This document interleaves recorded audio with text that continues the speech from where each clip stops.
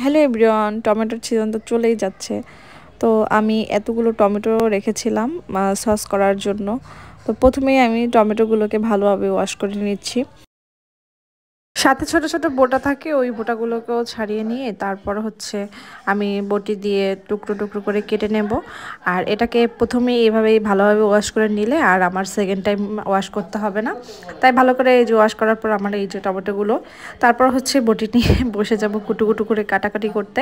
তো আমি যে পাত্রে সিদ্ধ বসাবো বা এটাকে আমি নরম করব, ওই পাত্রেই আমি কেটে রেখে তারপর হচ্ছে আমি মিডিয়াম আছে আমি এটাকে সিদ্ধ করতে বসিয়ে দিয়েছি।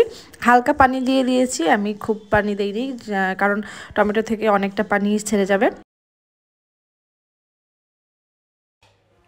এটা কুকড হয়ে গেছে, এখন হচ্ছে এটাকে আমি ঠান্ডা করব, কারণ এইটাও যদি আমি এখন ব্লেন্ড করি তাহলে ব্লেন্ডারের সমস্যা হবে।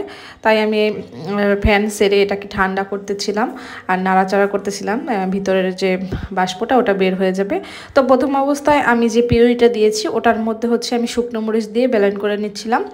তো এটা আমি ছাঁকনিতে ঢেলে নেব, এটা ভালোভাবে ছেঁকে নিতে হবে। নেক্সট টাইম দেওয়ার সময় আমি আবার কিছু কাঁচামরিচ দিয়ে দিলাম।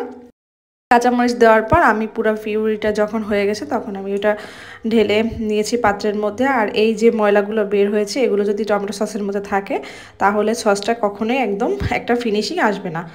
আর 1 চামচের মতো আমি ভিনেগার দিয়ে দিয়েছি, তেঁতুলের কাঠ দিয়ে দিয়েছি, আর হচ্ছে মরিচের গুঁড়া, সামান্য লবণ, আপনাদের পরিমাণ মতো লবণ দিবেন। তো এটা নাড়াচাড়া করার পর লাস্টে আমি এই চায়ের কাপের 3 কাপের মতো আমি চিনি দিয়েছিলাম।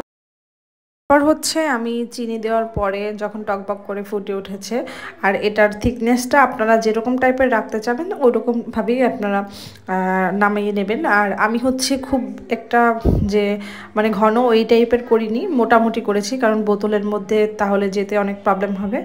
তো তারপর ঠান্ডা হওয়ার জন্য পুরো আমি একটা রাতই রেখে দিয়েছিলাম। রাখার পরে হচ্ছে এই যে দেখেন কতটা ঘন হয়ে গেছে। একটা ভরে আমার এই যে 4 কেজির মতো টমেটোতে আমার এতটুকু সস হয়েছে।